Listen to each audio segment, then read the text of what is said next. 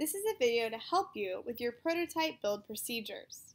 You first want to make sure you take a look at your problem and challenge and actually try building your prototype. Once you have made a prototype that you think you're going to use, then you will actually type up the building procedures. You need to tell us, how did you actually build this prototype? So for this, you will type directly into this Google document. You will phrase your challenge in the form of a question. So for example, if I'm doing the project all wound up, I'm going to phrase this as, can a race car be built with rubber band as its energy source? Once I figure out how I'm going to design and build my race car that's fueled by a rubber band, then I'm going to list the materials that I need to use to build this prototype. I want to be as specific as possible so that another student or another engineer would be able to exactly duplicate the design. It's helpful if you can use brand names or numbers from all the items on your list.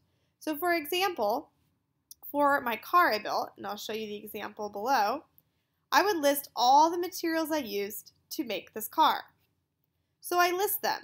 I am specific with how much. So for example, 1 empty tissue box, 2 plastic straws. I give specifics on sizes. Once I've listed all my materials, then I'm going to list the steps that I use to build the prototype. Remember, these are directions. They are helping someone else build your prototype. So you want to be as specific as possible, again, including amounts, numbers, and brands. So you can see I've gone through specifically. I tell you what to use as the instrument, how far down, 2 centimeters. So again, I'm being specific about distances, time. I want to be as specific as possible so that someone could duplicate this prototype. And you can see some of you may use all or more of the numbered bullets, but it's important that you're as specific and clear as possible. Once you have finished your directions, then you need to draw and label your design. You have a couple options for this. It's highly encouraged that you take a photograph of your actual design. You can upload them into the Google Drawing tool.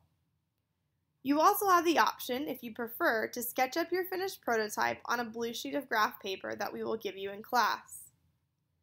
You will use the Google Drawing or the blueprint paper to make a sketch of the prototype. We'd like you to include all measurements. Here's an example of a rubber band car that was done in Google Drawing. To create this, I went into Insert, Drawing, and within this section, I was able to upload the photo I had taken from my phone. In order to insert an image, I have to click on the little mountains.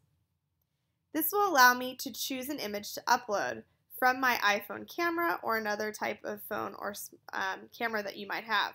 So you'll select that and upload your image of your prototype. Then, once my image was embedded into the drawing, I used the arrow tool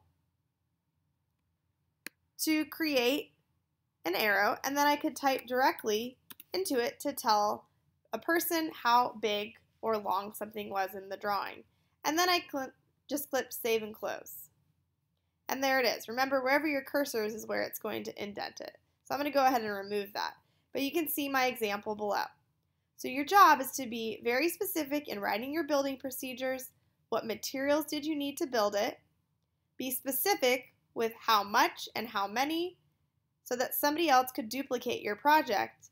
And then include a picture so we can see what the prototype looks like, complete with measurements. Can't wait to see what you come up with.